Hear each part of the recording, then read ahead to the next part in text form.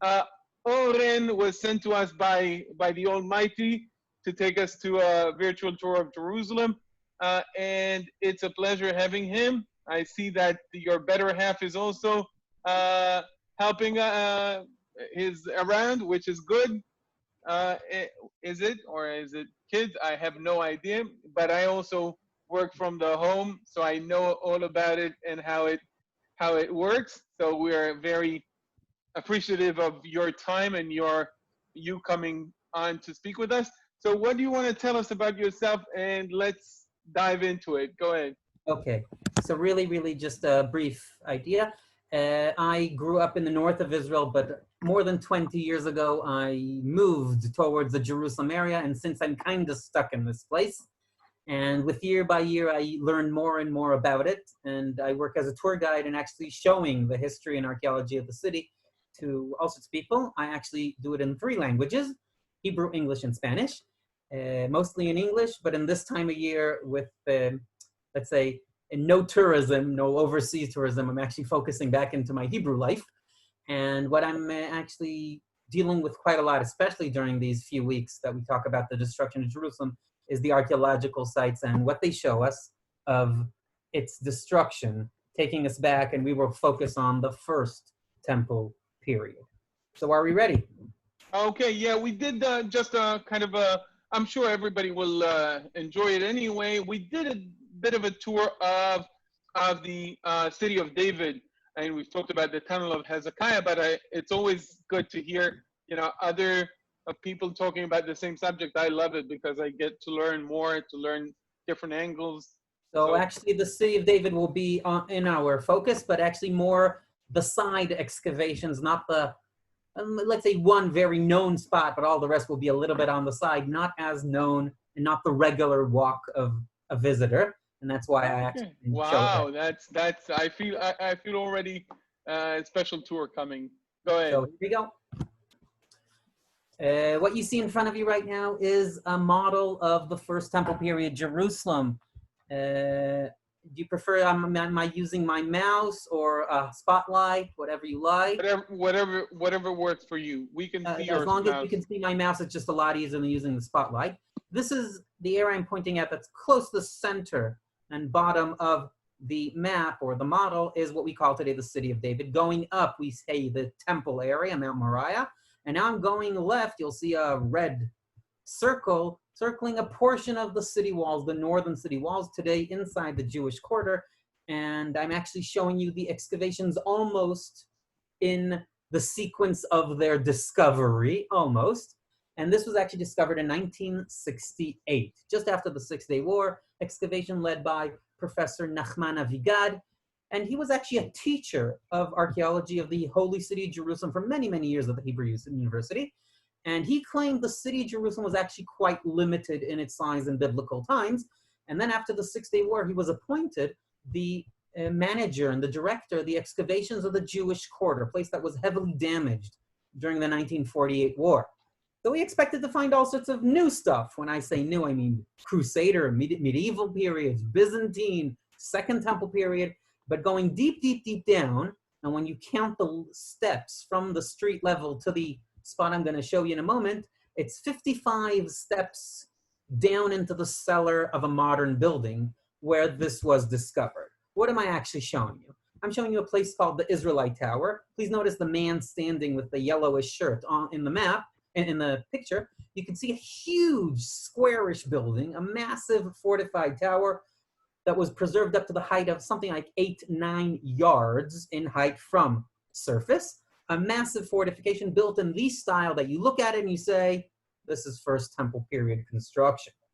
Nachman Avigad looked at this and says, oops, for 25 years he's been teaching that the city of Jerusalem in those days has never even reached that location that he was in charge of excavation, and actually found out the city was much, much larger than what he believed beforehand, and had to change what he taught to a few generations of students.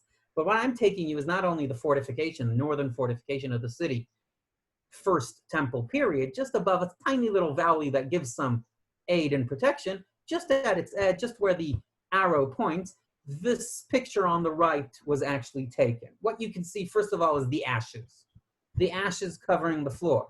But I hope you can also notice 4 little pointy objects. The real size of these pointy objects, the longer ones are slightly more than an inch. The small one that I'm pointing at the bottom half of this picture is slightly smaller. These are 4 arrowheads. The 3 ones that are larger and a little bit brighter in the color made out of iron. The smaller one made out of bronze. The iron ones are actually 2-dimensional arrowheads, which means they have 2 wings and a little spine. But the smaller one, the one I'm circling right now with my mouse, is a 3-dimensional arrowhead. Its aerodynamics was much, much better. This is a Babylonian arrowhead. The other 3 are Israelite, local Judaic type of arrowheads used. They are considered heavier, not as efficient. Their flight wasn't as well. Their distance much less than the very high-tech Babylonian type. Just to say one thing about the cool Babylonian type, they were so good for something like 4 to 5 centuries. We know them in the history of the Middle East. They were so good, armies after armies during centuries kept on using. So this is just one example. As much as I know, this is the first Babylonian arrowhead ever discovered in the excavations in Jerusalem, again, end of the 1960s. Why is this so important? Especially because the Babylonians, at the end of the war, usually when they won, of course, they sent their soldiers to march down the countryside and pick up the arrows to reuse them. An arrow just like it, here you can see a much better picture, was discovered at the Temple Mount.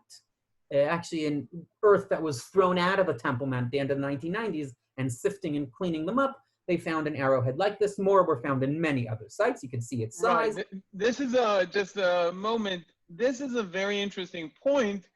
Little do people know, excavation in the Temple Mount is basically prevented by this political situation. And what's happening is that whoever runs the Jordan or the Jordanian Haram, okay, is doing whatever, and whatever they dump, there is a project in Israel that you sift through all of that dirt and rubble, and you excavate in the rubble that was taken out of this unsupervised, unmitigated construction that is done in Temple Mount, which is crazy, but that's the reality. I'll go a little bit into detail. This happened in February 1999, and just to get the idea of volume of dirt that was thrown out of the Temple Mount during this construction, think of something like 400 truckloads full of dirt.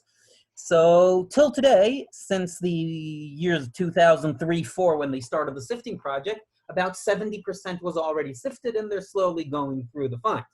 But as I mentioned, this is quite rare to find because the Babylonians usually collect them. What do? They actually take the little piece of wood that is connected to the arrowhead, throw it away, and then attach a new piece of wood to it, and maybe a feather or two if you really want, and now that's ready for reuse. So actually the arrowheads that didn't hit something hard like a stone and their point got smashed or crooked will be reused again and again. Sometimes they'll need to be a little bit fixed here and there, but then we'll get the Babylonian archers as they are known. And now we need to actually say something about archers. Usually in the modern world, we think archers are these snipers that aim for an hour and then hit smack on the spot. Actually, in antiquity, archers were artillery. Think of 500, think of 3,000, maybe even more archers standing in set lines, all pull the string, shoot an arrow, pull a string, shoot an arrow. They're not aiming at someone, they're aiming at the city. And then there's actually rainfall of these arrows towards the city walls and into the city, terrorizing the defenders of the city. And this was one of the most important ways of attacking. Sometimes they'd even set fire to the edge of the arrow, and then it will actually catch, hopefully, fire, something that was flammable enough inside the city or on the walls and start a fire. And that might be exactly what we saw in the slide before, that we saw. Right. As far as statistical weapons, when Leonidas, the Spartan king in Thermopylae, was told by the Persians, which again used the archers as statistical weapon, listen, we have so many archers, that when we'll shoot at you, that you won't be able to see the sun. We'll hide the sun by shooting the arrows. So Leonidas said, so we'll fight in darkness. Yeah. So I'll tell you one more thing that I mentioned before. The Persians in this battle that happened in the 5th century used the exact same style of arrowheads that I'm showing you right here, discovered in Jerusalem from about a century before the days of the destruction of the first temple. So these are Babylonian arrowheads. We continue. Now please notice where our red circle is on our model that will actually go with us in several slides and show us where we're going around. We're now going to the eastern or even southeastern part of the ancient city of Jerusalem. A new excavation that started just a few years ago called Beit Shalem, where something quite interesting was actually discovered, and this is it. What you see on this in the picture is, on the right you see a wall, which is the edge of the room. The other edge of the room is just to the left of the picture, and what I just circled in black are smashed vessels, smashed pottery vessels that were discovered on the floor of this room, and you can see the remnants of the floor to the right. What's circled in these funny blue circles? These are all black pieces of actually some piece of wood that went up in flames, and what we have left is little coals, covered in ashes, everything. They actually found something like a foot of these ashes and smashed jugs and pottery everywhere. But they had a big issue when they discovered this, because the room just to the left, just beyond the wall, that's just to the left of this picture, was found with no damage whatsoever. And they said, what is going on here? So there were a few theories. One is, yeah, when in the book of Jeremiah or the book of Kings, at the end, they describe the destruction of the city, we hear that they destroyed the city. What do I mean when I destroy it? They set it afire. The big buildings, the commercial areas, but not each and every room and each and every house was actually smashed and destroyed. And that's one option. Another, somewhat worse in way of thought, is that what actually happened here is that someone burnt the home or the specific room a short while before the destruction of Jerusalem by the Babylonians, maybe some inner mess or inner problem that formed riot inside the city. And this specific room went up in flames when the one next to it, nothing happened. But by the way, another one to the left was also found engulfed in ashes and apparently went up in flames as well.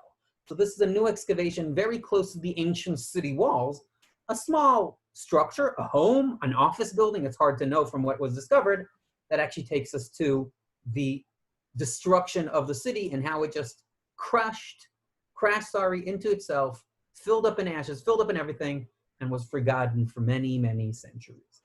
So this is just one example. In the ashes, when they take out the ruins, they can actually date the building by the pottery vessels. What you see here on the handle of this pot is a specific seal impression that is very, very common in Judea, in the area of Jerusalem and hills of the end of the First Temple period. This is the special marking on the vessels that actually is the mark that says, here we are, end of First Temple period administration, taxation or something. These were set-sized jugs or vessels that we can actually identify in many locations, and this takes us to the last few decades of the First Temple period. I see there's something happening in the chat. Just a moment. Okay. No, everything is all right.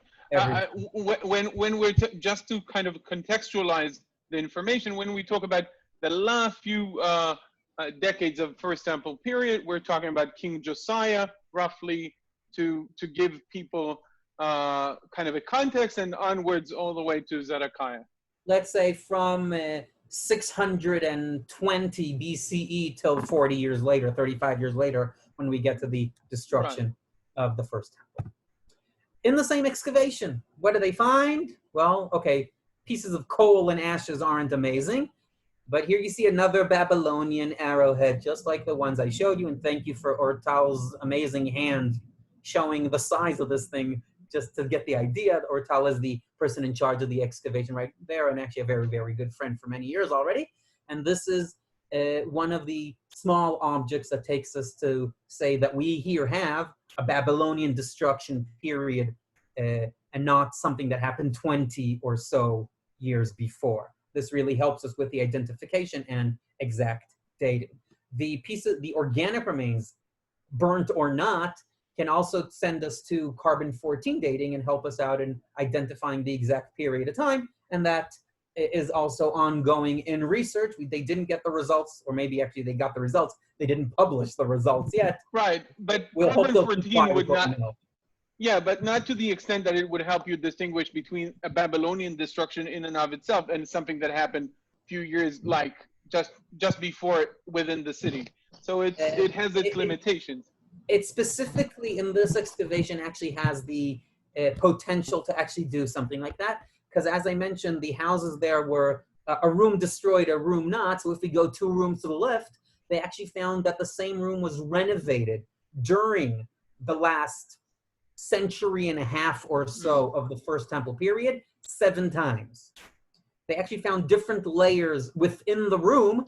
And when they took the organic remains from each and every layer, they will be able to maybe even differentiate just a dozen or a few dozen years being quite... Oh, yeah, a few dozen years they can do, yeah. Yes. They won't be able to tell you 587 or 586. Right, that's my point, yeah. 620 or 580, that they will be right. able to. We keep on going, and we jump a little bit up north, a place that was excavated in several waves since the 1980s and still ongoing. Well, the next season is planned to 2021, apparently. And that's just a little bit north of the city of David, a little bit south of the Temple Mount. And this is the space aerial view. What a mess. So let's make it easy. There's a big V-shaped structure right at the top of the picture. This is from the Umayyad dynasty period, from the 7th and 8th centuries Common Era. Now we just hop down from that point down to the excavation that's actually covering the bottom or the center of this picture, and you are looking at something that's biblical period, so let's cut it into pieces. Piece number 1, the left-hand side blue rectangular shape, is actually a gate, an area of a gate. Biblical gates, as we know them in Israel, had a very specific way of construction, and they had rooms on one side. Here we have 2 rooms on the other side. Here they are not in well preservation or even barely at all, and a walkway in between them, which means someone entering through the gate will actually go just like the arrow end right now. So this is right. You remember, guys, that the gate in the biblical city was not just the entrance and the exit, but a lot of the commercial and the judicial activity would be held at the gate. This is why the prophets are talking about like justice at the gate and so forth. So it's a very important part of the city. Not only that, also many times in the rooms, and specifically in the first room on the left, they even have a little tiny bench where a judge or a guard or a tax collector, maybe all 3 of them, would be sitting and actually waiting for the newcomers entering through the gate. Right. The word bench, by the way, if we're already kind of topping that, the word bench is the etymology for the word bank, which we use as far as money goes. Banco. That's for when we go a little bit further in time. Right. But Roman later on, Second Temple period. But it's interesting to know. So yeah, this is how it is. When guests come, I'm in charge of like harassing them. It's all right, Oren. It's okay. We'll live with it. We go to the next structure. The next structure right now in red. The exact connection between the gatehouse and the structure is unfortunately unknown because of heavy destruction going on right in between them. But this building is a very interesting building, and it is actually a governmental institute that we will get to later on. Continuing on, we have 2 things circled in green. The long one to the right and always to the corner is actually a 40-yard long portion of the city walls of Jerusalem, dated to what we call the 10th century BCE, or roughly into Solomon's days, and used for centuries till the destruction of the First Temple.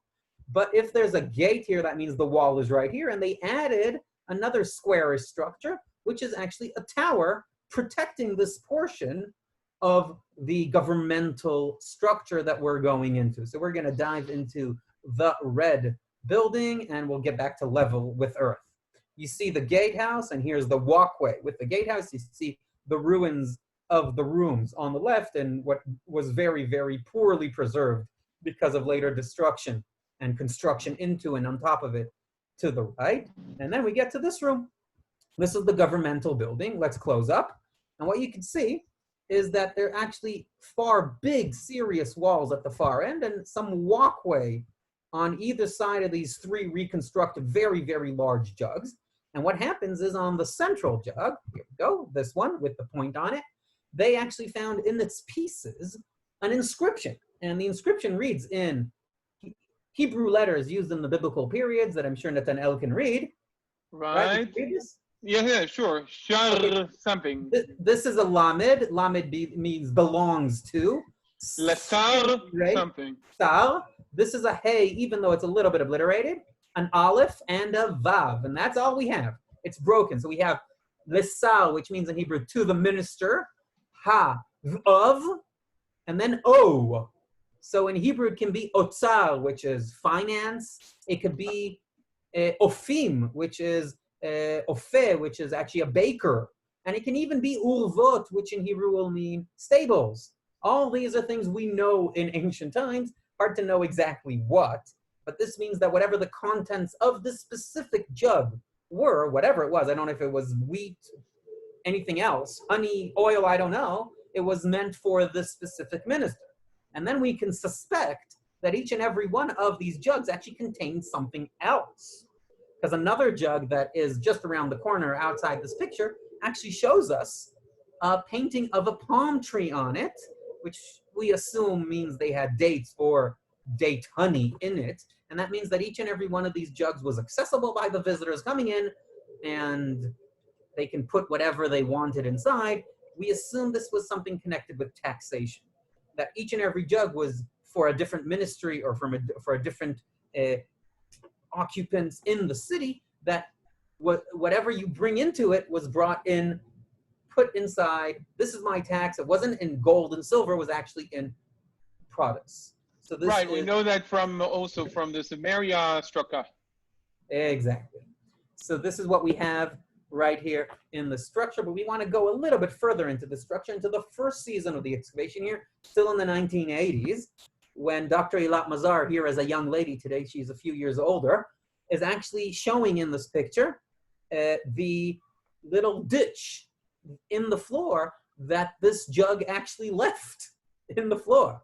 And what she discovered is that there were these jugs in multitudes. How many you might want, look at the amount on the bottom of this picture, smashed jugs in huge amounts, covering the floor of the structure, but covering it in a way that you can still walk in between, which means it wasn't full of them. They were set very, very organized on the floor of the structure. And when they picked them up, they were actually able to start reconstructing them. And it's amazing the size of this jug. Now you see the broken pieces, just to get the idea, the size of this thing is a 4 foot high in height, a 1.5 in diameter jug. This is an almost immovable object when it's full of honey, wine, oil, grain, whatever was inside it. So this is some building that is connected with taxation, biblical period, smashed, crushed, and, as you can all guess, also burnt. Look at the ashes in the center of this picture as discovered during the excavation. Unfortunately, within a few months, usually, with the wind and air, you can barely see the ashes anymore on the field. So these pictures are actually quite important for remembering that thing. We're jumping just outside this taxation building to see the wall. This is a picture from the 1980s. The man in the picture is today Professor Aaron Meir from the Babylonian University. At the time, he was still a student in the Hebrew University. And you can see standing next to the corner between the city walls just to the right and the additional tower built at huge ashlar stones to the left. A new picture from 2009 in the same place shows you the corner. You can see right at the edge of this picture, a massive, massive guard tower. But wait a minute, right at the corner between the guard tower and the wall was actually the city dump. Because today, we like to take that trash can and hopefully a truck will take it to who knows where, hundreds of miles away or less. In the ancient world, you just get onto the city walls and throw your trash out. So a garbage dump was discovered right outside the city walls, and they found this in that garbage dump. What is this? This thing is a seal impression, not a seal, it's a seal impression.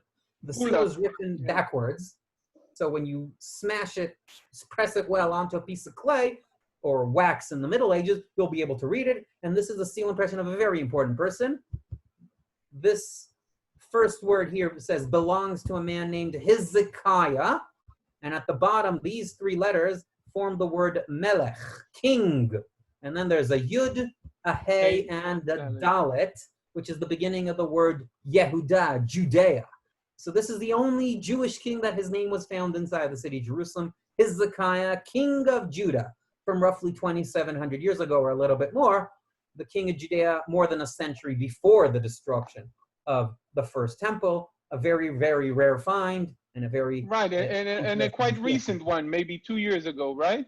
Not 2 years ago. It was discovered in 2009, but here we go to an interesting story, and that's why it's very recent in the news. In biblical times, when they wanted to press the space bar, they didn't have that. So how do they show you it's a difference between the word before and now starts the new word? I'll show Usually you dots, but... At the top, I'm pointing right now at a tiny dot right after the Vav of Hezekiah to the next word that I don't care about what it is right now at the moment. That's the space bar. Now, here there's another dot, but it's very, very hard to see. So the first moment when they found this in 2009, they read the following: Hezekiah Malkiyahu. They read it as one word, not king of, Malkiyahu. And they said, okay, just another name. But then about 3.5 years later, an archaeologist took this carefully with the microscope and noticed the tiny dot and actually found out it is king of Judea. And they waited another 1.5 years with a little bit of research till the publication. So it was announced about 5 years ago or so. And a lot of noise finding the seal impression of the king Hezekiah himself. And until I read the paper, it took me 3 years. So that's perfectly funny. And the interesting thing that was announced about 2 years ago was discovered just a few feet away from this seal impression in the same location. I don't care at the moment. And that's this thing, a broken seal impression. Unfortunately, it's broken. We don't have the whole thing. And they're trying to understand its real size and what's written here. But let's start reading it. Make it easier on all of us. Here we go. You can see the tail and 3 of the legs of an animal, which is something quite common in the 8th century BCE. And after as well, they had quite a few animals and drawings on their seals and seal impressions. And here we have the name, belonging to Yud Shin Ayin Yud Hey, Yeshaya, Isaiah. And then on the last line, Nun Bet Yud, that can be read as Navi, prophet. Isaiah the prophet, which was a friend, but also not always of Hezekiah. There's just one huge problem with how I just read this seal impression. In biblical times, they did not write the vowels. And the yud here, that is actually pronounced E, is a vowel. They usually would not write vowels. Right, the reading mothers, the vowel letters. Exactly, they'll just write Nun Bet Aleph, that forms the word Navi, prophet. And that makes most researchers say, sorry, even though it really could have been cool that they found Isaiah the prophet's seal impression. This apparently was some Isaiah, same name, a common name, that was actually from the city of Nov. So we should read this Novi, a man from the city of Nov, just like other people were from a city. I'll give you one example. Achia from Shiloh, from Shiloh, would be known as Achia HaShiloni, which is the way of actually saying where he came from. But if you want to say Isaiah the prophet, one of my teachers said, 15% I'll give it Isaiah the prophet, 85% someone from Nov. Right. For a reading mother to be found at the end of a word in the 8th century, it's not completely out of the possibility. So. But we do have one ancient inscription from the days of the Babylonian destruction from the city of Lachish, where on an inscription they wrote prophet Nun Bet Aleph without the vowel, without the yud. But you know, let's leave it there. Right. Hopping just a little bit southwest to the Giv'ati Parking Lot excavations. If you know... Guys, for anyone who was in Jerusalem, just to contextualize, this is when you, just next to the western wall, when you come to the western wall, a little bit downwards to between the city of David, and when you walk up towards the western wall, what we've seen now was, just beyond that region, right? That's to contextualize Exactly. for the people. Right. Let's take a look at this excavation. There we go. Now, there we go. Looking from east towards the west, from the top, deep down, this used to be a parking lot. Just to get the idea, again, if you can see my mouse, approximately where I'm pointing, fill up everything to that height. That was where the parking lot was. In this excavation, they went deep down, and we're gonna go as deep as possible into the center, close up, and here we go. And into the building that's really, really deep down in the bottom of this excavation. Looking at it from a different angle, please notice the massive, very nice, finely formed stones that form the walls of this structure, and the amount of debris and collapse filling everything in between these two pieces is circled in front of you. Let's go to the right, and you can see actually there, we just saw this, and here's another one hiding, and there's just a doorway right here. I hope you can see, I don't know how large your screens are, but you can see this dot I'm pointing at right now, and this dot, these two dots are actually where the locks of the door were, closing onto maybe a little bit of rope, a piece of wood, or something that actually closed onto this entrance. So apparently there was another entrance right here that wasn't excavated. But if we go into this room, this is what we'll be able to see on the inside. All these are charred pieces of wood that when they were checked, they apparently were logs, maybe logs of the ceiling that collapsed with the debris set up on fire. And when we go really close up, we can see the amount of fire, and we can see the layer of this destruction. So when we go into, again, the book of Jeremiah or the Second Kings, the end of the first temple period, we hear of the fire burning the big structures. This wasn't a residential home with its amazing stone columns. This was something administrative, and they weren't amazed to find inside it the amount of debris of at least one, if not two floors that were above it that collapsed into it. And then as they're analyzing the collapsed floor, they find this thing. I hope you can see the plaster, especially the plaster with those funny little round holes. I'll talk about them in a moment. This was actually the plaster that was the floor of the layer above this, the floor that was one floor up. And what happened, it collapsed. And when it collapsed, it was collapsed as it was still engulfed in fire. And then it re-hardened when it cooled off in a slope. And what they are actually doing, they drilled holes into it to take the core from this plaster out and check its magnetism, check the direction of the iron particles, and see and be able to identify, due to that research, the exact direction it stood before and how it collapsed, and understanding that this thing was still on fire when it fell down, and the whole structure above, again, apparently 2 floors above this, collapsed in a massive fire and buried everything inside it. They go into this room, and here we go. What you see in between the fingers of the archaeologist is a seal, not a seal impression. This is precious stone, or actually a semi-precious stone. And on it is a name. To read this, you need to understand that this is actually upside down. Sorry, it's backwards. And the name is Ikar, the son of Matanyahu.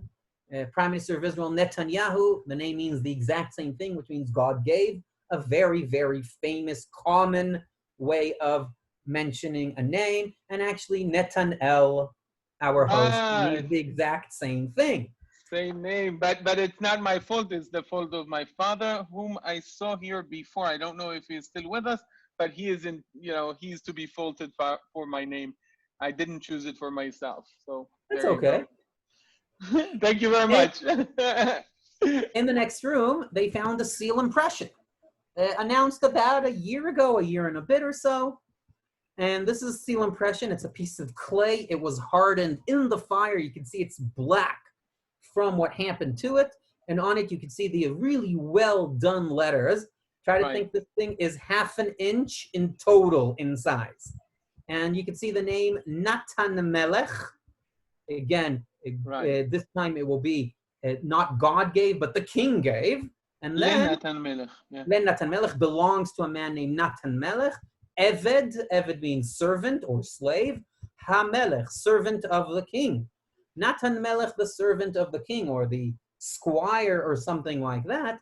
And in 2 Kings 23, in the days of the king Josiah, we know of a man named Natan Melech.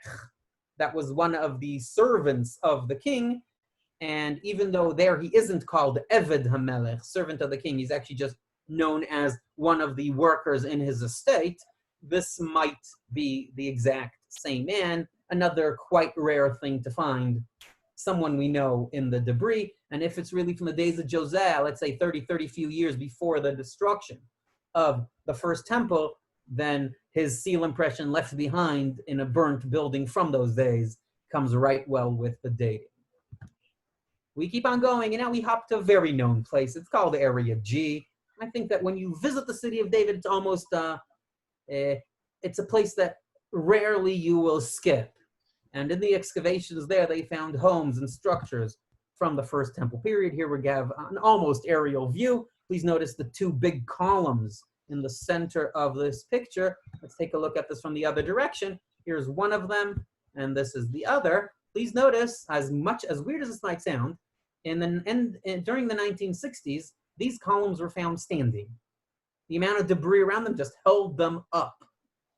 And to the left, you can see a wall with a little gap in the wall, and this gap is a doorway. And just beyond it, a staircase. You can see here 8 or 9 stairs climbing up to the second floor. So we have a nice home. If we skip a little bit further on to the right of our picture, you'll be able to see the next house. Again, its wall, and please notice this, a staircase climbing up to the second floor. So these are 2 structures, maybe residential homes, even though I'm not sure. Just a little bit down the slope, big homes, good location, great view towards the outside of the city. And let's dig in a little bit. So this is a reconstruction of the first one of those 2 homes. I'm interested in the right-hand most room. What is there? Well, this was found there. And what is that? You are looking at a toilet seat. Something quite rare in a private home or even in any home in antiquity. I have to admit, I tried to find out how many of these we know from First Temple period. In Jerusalem, published, we know of 3, maybe 1 or 2 more not published yet. In Lachish from the same period, approximately 1 more. Hard to know if there are any more that were ever announced and published since that I can know of. A toilet seat means people are rich. But here, archaeology joins biology. And sorry to go into the gruesome details, but biologists went to check what's hiding in the pit beneath this toilet seat. And they went into the microscope, started checking all sorts of things, found all sorts of germs and yucky things, and they actually found a few remains of parasites.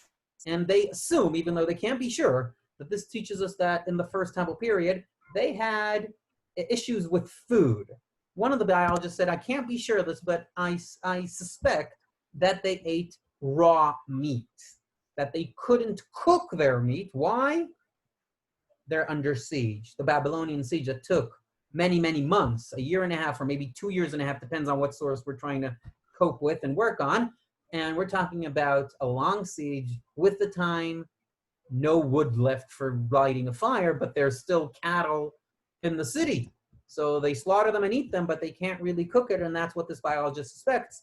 Others say we can't be so sure this is material from 2,600 years ago, but this is an option showing us of what they had to eat at the end of the First Temple period in the city. The next room was found covered in ashes, burnt, well burnt, covered up. And in the ashes, they sifting through, they suddenly find pieces of wood. These pieces of wood are actually pieces of furniture. They assume they're part of chairs or couches. I want you to notice the design, how it's engraved. This looks like a foot with these toenails. This looks like a very designed and ornamented leg of a table or a chair. And you can see off the left, at the top or left, something that looks like a wave but this actually isn't really a wave. It's more like a very common decoration that looked like branches overlapping to the side, a very common decoration we know. Part of these pieces were checked also botanically, and they found out that we're talking about pieces of wood that were a piece of a tree, that didn't grow in Israel. This is imported pieces of wood, logs that were used as furniture in a wealthy home. And First Temple period Jerusalem, let's just say it like that. In that period, if you live in the city in the First Temple period, only rich people live in the city, especially in the capital city of the kingdom, Jerusalem. Right, Owen. This ornament is it the one that you would see in a capital at the top of a pillar? Is it like this? Could be. We know something almost very similar, but of course much larger in scale. Sure. on a capital that will be on the top of a pillar or column, Right. but also as a railing on a balcony. We know a few pieces like that found in two different places in greater modern Jerusalem, a few miles away from the city of David itself. Smaller scale, but yes, very, very similar in its basic design. This is a little bit more similar to the smaller one, the handrail of the balcony, but this is even smaller because it's just a piece of wood and not a massive stone decoration. By the way, what you just mentioned is a very, very common thing you can find, that capital that is very common from the First Temple period. I actually have it right here with me. 5 shekels, yeah. 5 shekel. I hope you can see. I'll just try to put it close enough to the screen. And this is the 5 shekel coin that you can see this decoration on it. Very, very known decoration on top of the capital. First you Temple. See how experienced of a tour guide that, the fact that he had the 5 shekels, that tells me the expertise, guys. Yeah. Thank you. A neighboring house smashed, but just, let's say the truth, 4 feet of the structure were excavated. A very, very limited, small space. And at the corner, a jug smashed on the ashen floor. They clean it up and actually find 51 tiny pieces of pottery. Again, the size of this thing is less than half an inch. Here you only see a few of the 51 discovered. This was found in the 1980s. One of them bears a name we know, but to understand how this thing really works, this is a document as it will be sealed with a seal impression. So to open it, I'll need to break that thing off. And of course, I'll be able to see if someone opened my document. This is something that happens in Jeremiah 32. In the days of the Babylonian siege, I don't know how many months into it, but the city is under siege. He's in prison. Basically, the governors of the city claimed that he was helping the enemy. He was a traitor. He's in prison, and there in chapter 32, he buys a field. When he buys a field, he stamps his seal and signs a document. And there in the description, we have an open part, galui in Hebrew, that you can see, and concealed part, chatum, that I can see it, which means the inner part of this document, you can't see what it says. The outer part, let's just basically say it's this portion right here, I can see what it says. And to keep this thing in an archive, I assume, in antiquity, what they do is they write on the outside just a few words. Jeremiah bought a field from, and a date, and put it on the archive. So if I want to consult with this information and check the exact information, I won't be opening each and every document in the archive to find what I'm looking at. I have a label on it. So that's the seen part of the document. Unfortunately, from biblical times or even from ancient times, barely any documents were discovered. Seal impressions survive through the fire because they're pieces of clay. The parchment or paper or papyrus will not survive, and it will go up in flames. Very rarely would you find a piece of paper or something like that with a document on it, even though also that happened, mainly from a slightly later period. We have an amazing find from a valley near the Jordan Valley from the beginning of the Second Temple period, where they found such a parchment with seal impressions still sealing it with a document inside. Very rare thing, but here we go. So what do we have? What you see right here on the bottom right are the structures I just pointed at from Area G. And this big painting stone by stone is the excavations at the top of the hill today, just below where the office, well, let's say the ticket office of the City of David National Park is. And in this area, there's a massive building, usually nicknamed the large stone structure. If we want to go on it, I'm just taking my mouse along its ruins that go all around the space just to get the idea. This thing right here is 5 meters at the top in the scale, pointing north. That's why it's a little bit crooked. And what you actually have here is a building that goes some 35 yards across, a very massive building. What do we have here and why is it here? Well, this seal impression you see on the left is Gemaryahu, the son of Shaphan. He was a minister in the government of Judea, mentioned in Jeremiah chapter 36, and his name was found just down in between the other seal impressions I mentioned a moment ago. But in this newer excavation, just up on top, they found quite a few more. This guy, Yehuchal, the son of Shelemiah, was found right here. And this nice guy, Gedaliahu, the son of Pashhur, was found right here. And I have to say that with him, more than 100 seal impressions in addition were found. Unfortunately, people we don't know from biblical times. The next two are mentioned here were mentioned together in Jeremiah chapter 38 as ministers in the government of Judah that threw Jeremiah in the pit, basically into the dungeon that I mentioned a moment ago. But I want you to notice the difference between these 3 seal impressions. The top one and the bottom one are nicely organized. They have a frame, this oval-shaped frame. They have a double line separating the upper line of writing and the lower one. Very nicely organized. Now look at the one in the center. What a mess. To make it really cool, the one that's messy is the most interesting one. Very rare to find messy ones. Usually we find them very nicely organized, even I'd say done by a professional. And here what we have is something totally different. Here we have a man named Yehuchal, the son of Shelemiah, but also his grandfather is mentioned. And that's also a very rare thing. So there are researchers that claim that this guy was actually a newcomer into management. And when you want to connect yourself to the forefathers, you go another generation back.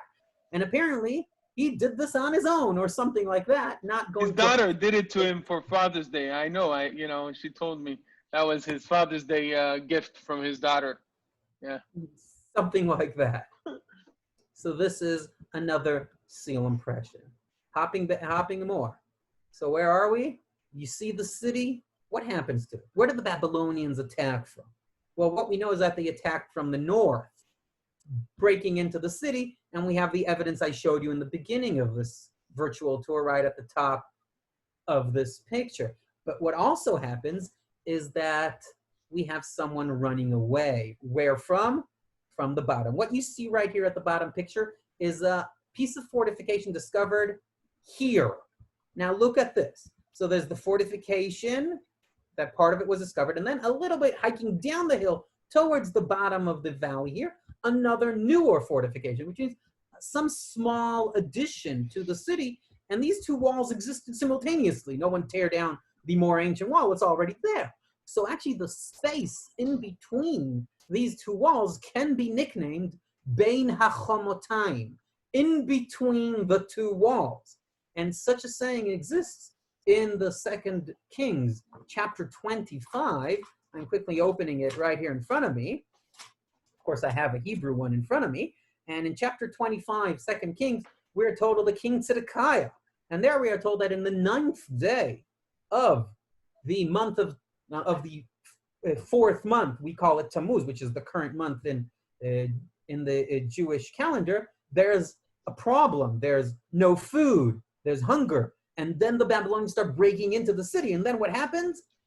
From the gate that is between the 2 walls, the king Zedekiah runs away. He's escaping the city, and he's getting his way far, far, far east. And he was caught, as we are told in the next verse. He's caught by the Chaldeans, the Babylonian soldiers, where? In the plains of Jericho. This is miles away. He actually ran away as the city was being broken into, smashed, and burnt. But the Babylonian soldiers in their siege notice someone's running away, chase him all the way down as others are torching the city and smashing it. And they captured the king Zedekiah, take him all the way where? To northern Syria today, a place called Rivla, where they sentence him and actually torture him and his children, and the days of the destruction and the exile, Babylonian exile, actually begins. So this man escaping away formed a legend that he escaped through a cave many, many centuries later in a spot I'm pointing at right now on your picture at the northern edge of the current wall that have nothing to do with biblical times. These are walls from less than 5 centuries ago. They found a cave, a massive, interesting underground quarry known in Hebrew as Tzedekah's Cave, known in English as King Solomon's Quarries. Apparently, both the names have nothing to do with our historical and archaeological reality, but doesn't matter. And this interesting cave is a place that since the mid-19th century, the Jews of Jerusalem have been talking about the place where Tzedekah tried to escape outside the city through. Unfortunately, if he'll escape through it, he gets stuck deep, deep underground, because as much as we know at the moment, there's no other exit from that cave except the one which is where you enter the spot I pointed at right here. So what I did with you in the last slightly less than an hour is taking you to lots of ashes, I have to admit. I showed you different archaeological sites where they found the burnt remains of the destruction of the city. But Professor Yuval Gadot from the Tel Aviv University that runs one of the excavations of the city of David today at the Giv'ati Parking Lot that I showed one of its structures before, he actually said, very interesting, the Babylonians didn't destroy everything. Here and there, they torched the place, here and there, they tore down. But what he discovers is that in the next 2 generations, when we get to the Persian period, when people are allowed back to Jerusalem, they sometimes remove a little bit of the mess, rebuild or just reuse a ruin of a building from the first temple period, and keep on living inside it. So in the days of the return to Jerusalem, they were returned to the same spot, the same city, and into homes that existed from before, clean them up a little bit, and keep on using them to rebuild the city anew. And in that way, a new layer of life is built on top of the ruins left behind from before. What you see in front of you is a Mishnah from the tractate Ta'anit. Right, we read it together on the 17th of I was kind of sure it happened. So I'm going to skip the first paragraph here and go to the second. So if you want to see it in front of you, it's at the bottom half of the paragraph in English. In the 17th day of Tammuz, the 5 terrible things happened. So also 5 terrible things happened in the 9th of Av. But when you go carefully into it, and I'm sure Netanel mentioned, if you already read this, that it doesn't work well. No, actually, we've talked about the 17th of Tammuz. We didn't get to the 9th of Av. Okay. So now, obviously, we tried to do it davar ve'ito ma tov. Everything in good problem. Time. Right. So now I am still in the 2 Kings 25, and in verse 8 we are told that in the 5th month, which is the month of Av, coming up in a few days, in the 7th day of that month, the Babylonians, set the city afire with the temple, the king's palace, and everything else. Wait a minute, that's the 7th day of Av, not the 9th, as we are told in the Mishnah in front of you. If I'll run to the end of Jeremiah in chapter 52, that is an almost identical description of what was going on right there in 2 Kings 25. There's a slight difference.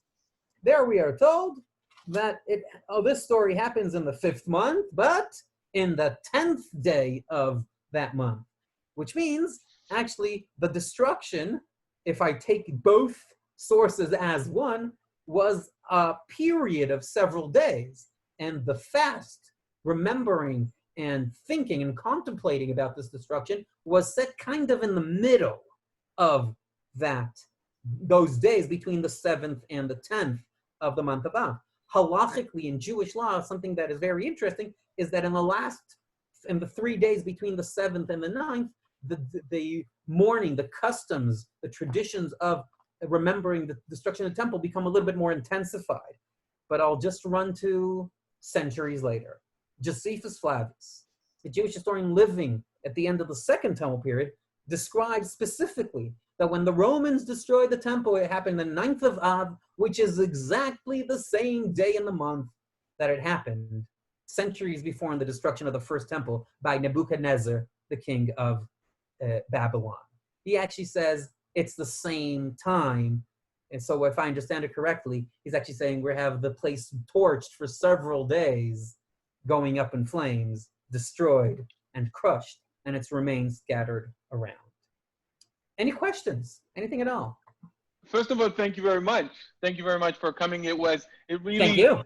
Though we talked about destruction, it brought to life the city of Jerusalem in the late years of the First Temple period and the process of the destruction through the excavations, and that was wonderful, the beautiful findings. It was an excellent presentation. Thank you very much for dedicating the time. And guys, if you have any questions, let's see your hands and I'll moderate. Right, so Simon, go ahead. Thank you very much. Yes, much appreciated. Amazing talk and so much information. Is all this in any book that one can buy, for instance? Let's say yes. The best book about the archaeology of the area of the city of David, even though not all the information I just mentioned will be there, is called Excavating the City of David. It was published in 2012 or 2013, so not everything I talked about will be there. There's a very large volume called City of David. It's like a paperweight that you put on your coffee table and it holds it down. And its latest version was out in 2019. And there you can find almost everything I just talked about. But archaeologically point of view is the book I mentioned before. About specific sites, there are publications going on systematically nonstop. New excavations as they continue showing these finds, but I won't say there's one book that collects everything. Sorry. Thank you very much. You're welcome. Yeah, the city of David is the most excavated place on earth. I think, like, that's a fact. I don't know. I didn't check all over the world. I checked when I checked. That was the fact.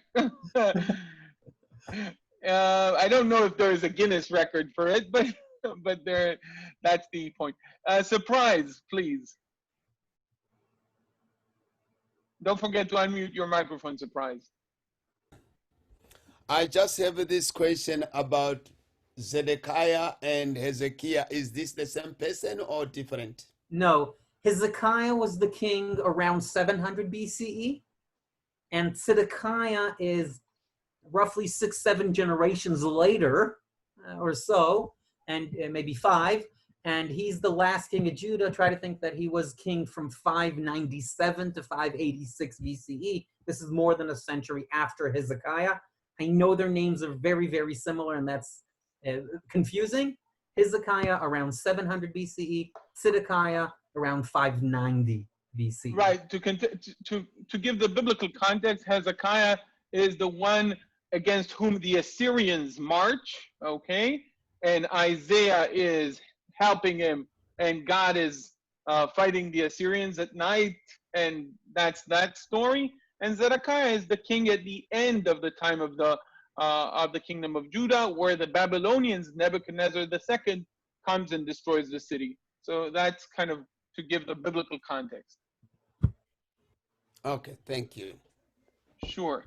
And anyone last question? Okay. So how can we get into, I know nobody can come to Jerusalem at the moment. Even I'm quarantined. I cannot get into Jerusalem at the moment. But for us coming to Israel and visiting Israel, you will send me, something to get in touch with you. I'll send your details to anyone who's looking for. If you have my email, you should have it. So you can send my email. That's the way to contact me. I will send around. And guys, in the future, when you come to Israel and you're looking for an excellent tour guide in Jerusalem, English and Spanish and Hebrew, if your Hebrew gets that good up until that time, yes, I'm sure you'll enjoy listening to Oren and touring the city I with would love Owen. to get it. I would love to get in touch with him as well. Thank you very, Okay. very much. Yeah, Thank you very so- much, Owen. It was wonderful. Thank you. Tomorrow, we're going to have Professor Michael Siegel from the Wow. Hebrew University, the Dean of the Humanities, talking about the Book of Daniel. So you should know, Oren, that we just bring the best. You know, the other guys don't know Michael Siegel, but Michael you, Siegel handed me my master's degree. oh, very good. So you see, we only bring the best. We only bring the best. And on Mondays we bring the best. The Tuesday guys are like, you know, very good. So Thank that's you. for Thank Thank you tomorrow. very, very much, everyone. And Thank it you very was much. a pleasure. Chris, Thank you very thank much. you. What we do Thank you. here, Thank just a you. second. We do just a Thank you. second. Can you cancel the sharing so we can? Yes. There Okay. you go. I stopped share. And there. Thank yeah, you very and much. now- thank you very much. Thank you very much. Thank you. Appreciate Thank you, everyone. Toda, Oren. Toda Bye-bye. raba. Bye-bye. Bye. See you.